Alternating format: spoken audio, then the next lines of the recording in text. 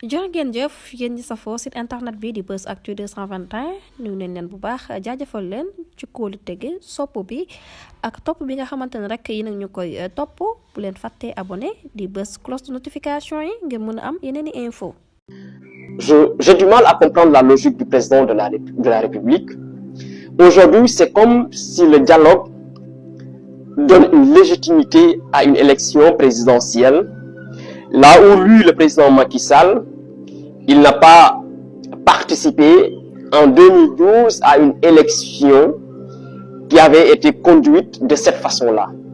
Parce qu'en 2012, il y a eu beaucoup de manifestations, il y a eu même des émissaires qui sont venus, en tout cas mandatés par la CEDEAO et d'autres entités qui sont venus pour négocier, pour qu'il y ait un report. Le président Macky Sall, en son temps, avait refusé.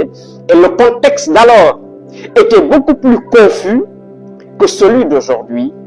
Et nous sommes allés en élection. Pourquoi aujourd'hui, le président Macky Sall élu, dans ces conditions-là, voudrait qu'on aille en dialogue, à un dialogue plutôt?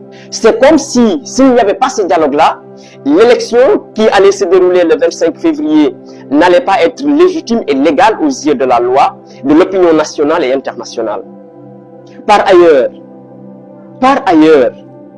lorsque le processus est arrivé à ce stade-là et que le Conseil constitutionnel, selon les lois, les droits, les compétences qui lui sont conférées, décide que l'élection, le processus doit se poursuivre, pourquoi y intégrer un processus de dialogue?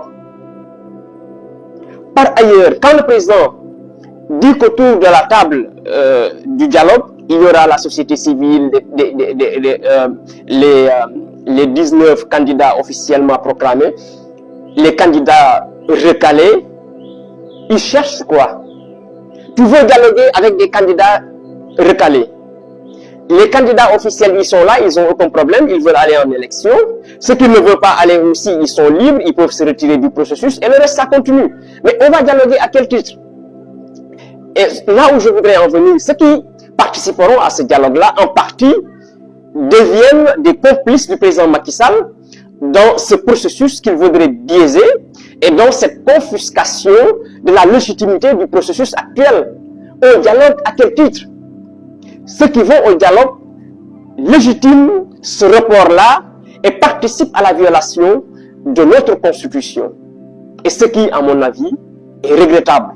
Et je vois mal des candidats, qu'ils soient se proclamer et se recaler, qu'ils participent à une violation de notre droit, alors qu'aujourd'hui, dans leur programme, ils sont pour la consolidation de l'état de droit. Donc, pour moi, nous sommes dans un dilatoire et que le président Macky Sall, ce qu'il est en train de faire, il s'agit tout simplement d'une manœuvre politique qui malheureusement est malsaine.